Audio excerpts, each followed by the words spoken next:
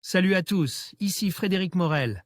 Bienvenue sur ma chaîne dédiée à la science et aux découvertes scientifiques. Si vous êtes passionné par l'exploration de notre univers et les avancées scientifiques, pensez à vous abonner. Aujourd'hui, on plonge dans un sujet fascinant qui repousse les limites de notre compréhension. Allons-y. Bonjour à tous. Aujourd'hui, je vous invite à plonger avec moi dans un sujet fascinant, la possibilité que le programme SETI puisse détecter des communications interplanétaires entre des civilisations extraterrestres. Nous allons explorer les méthodes utilisées par les scientifiques pour écouter l'univers, les signaux qu'ils recherchent et les implications de telles découvertes.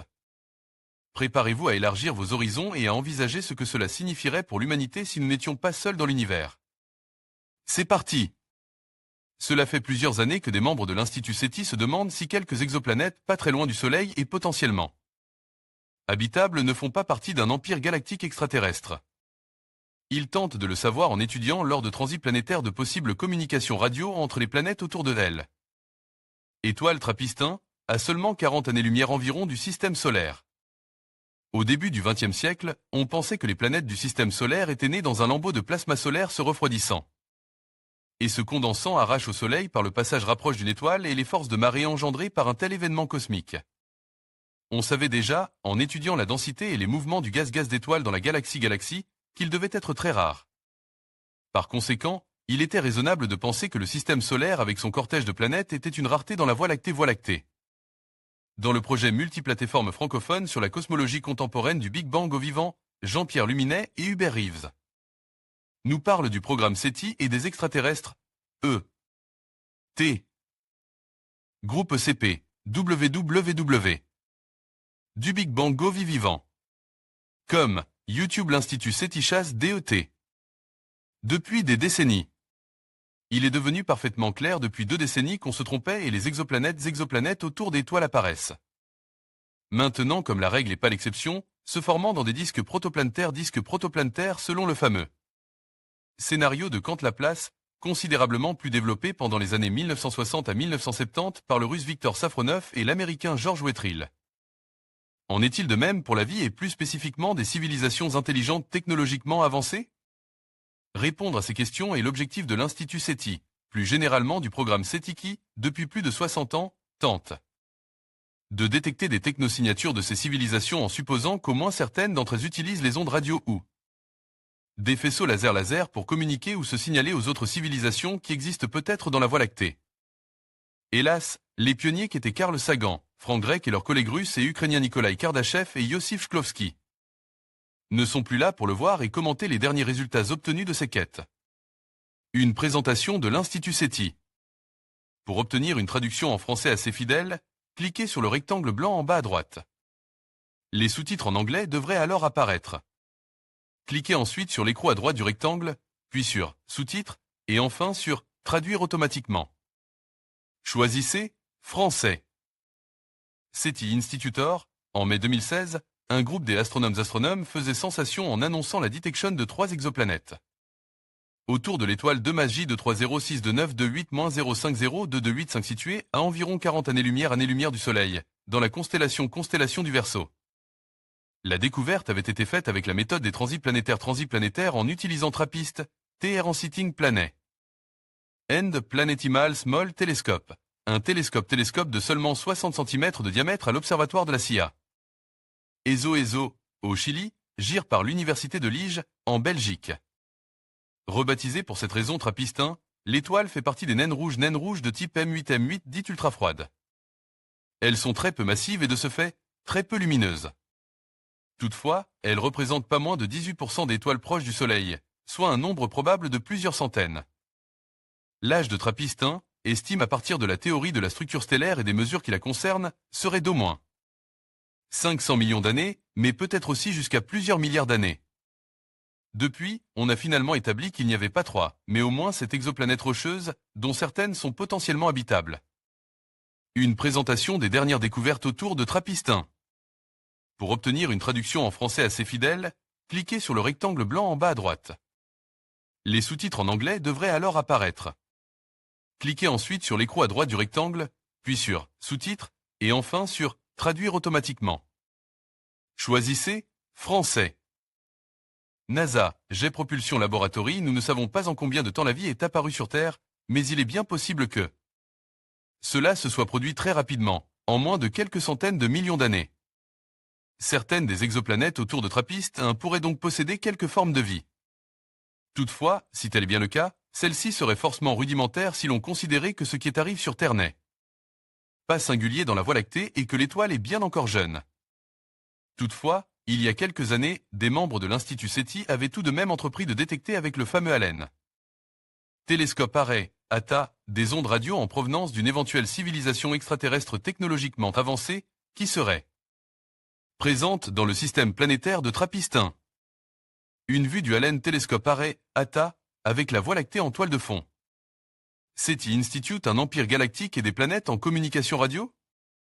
Pour ces exobiologistes, le fait que la vie intelligente n'ait peut-être pas pu avoir le temps d'apparaître et d'évoluer dans le système de Trappist serait en réalité un atout. En effet, cette vie intelligente n'existant pas, elle ne pourrait donc pas dissuader une civilisation galactique présente dans la Voie lactée de coloniser certaines de ces planètes. Dès lors, si deux planètes font bel et bien partie d'un empire galactique, elles pourraient être en communication constante par l'intermédiaire de faisceaux radio.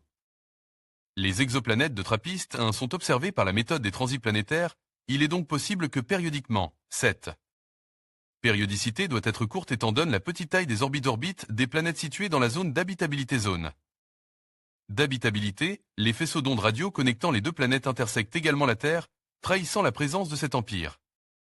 Comme l'explique un communiqué de l'Institut SETI, nullement découragé par les résultats négatifs d'il y a presque une décennie.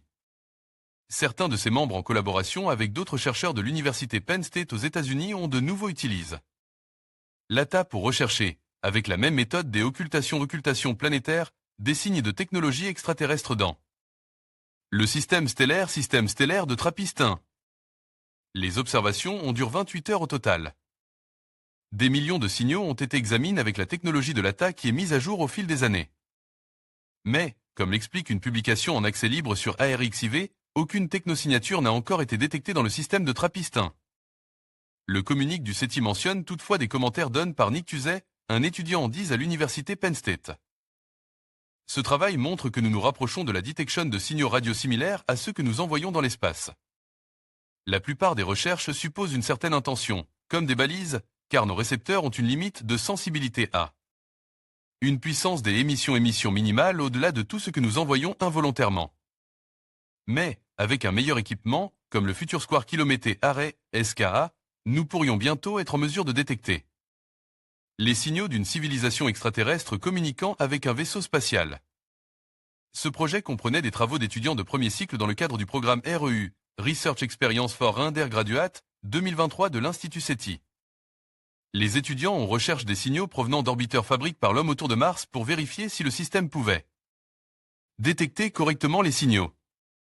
C'était une manière passionnante d'impliquer les étudiants dans la recherche SETI de pointe, ajoute Sophia Sheikh, chercheuse à Institut SETI. Le saviez-vous? En septembre 1959, la revue Nature publiait un article visionnaire de Giuseppe Cocconi, qui joua un rôle important dans la mise en route du proton synchrotron du CERN et de Philip Morrison, qui avait participé au projet Manhattan. Son titre, Searching for Interstellar Communication, allait devenir célèbre sous la forme d'un acronyme, c'est-à-dire SETI.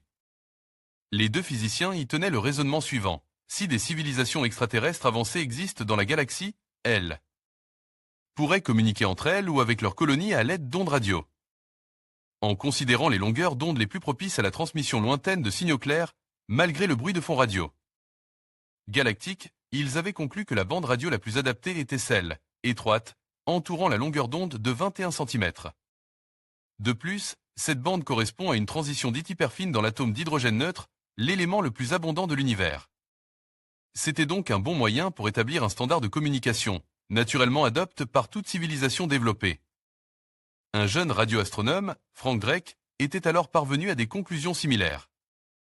En poste au radiotélescope de Green Bank, il lança donc le 8 avril 1960 le projet Ozma, du nom d'une princesse du pays d'Oz. Pendant 2 périodes de 2 mois, Drake et ses collègues écoutèrent avec le radiotélescope de Green Bank 2 étoiles semblables au Soleil et situées à moins de 15 années-lumière, Tau Ceti et Epsilon Eridani. Le résultat fut négatif. 60 ans après Drake, Toujours vivant, le programme SETI est toujours d'actualité. Il a reçu en 2015 une impulsion importante via le projet Breakthrough Initiative du milliardaire Yuri Milner. Soutenu à l'époque par Stephen Hawking ainsi que Kip Thorne, le prix Nobel de physique et conseiller scientifique du film Interstellar. Et Anne Druyan, la veuve de Carl Sagan, il visait à donner 100 millions de dollars en 10 ans au programme SETI. En conclusion, la possibilité que le programme SETI puisse détecter des communications interplanétaires entre des civilisations extraterrestres ouvre un champ d'exploration fascinant.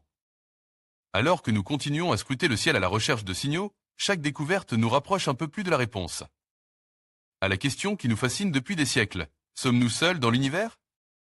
La technologie et les méthodes de detection évoluent rapidement, et il est essentiel de rester curieux et ouvert à toutes les possibilités. Restez à l'écoute, car l'avenir pourrait nous réserver des révélations extraordinaires.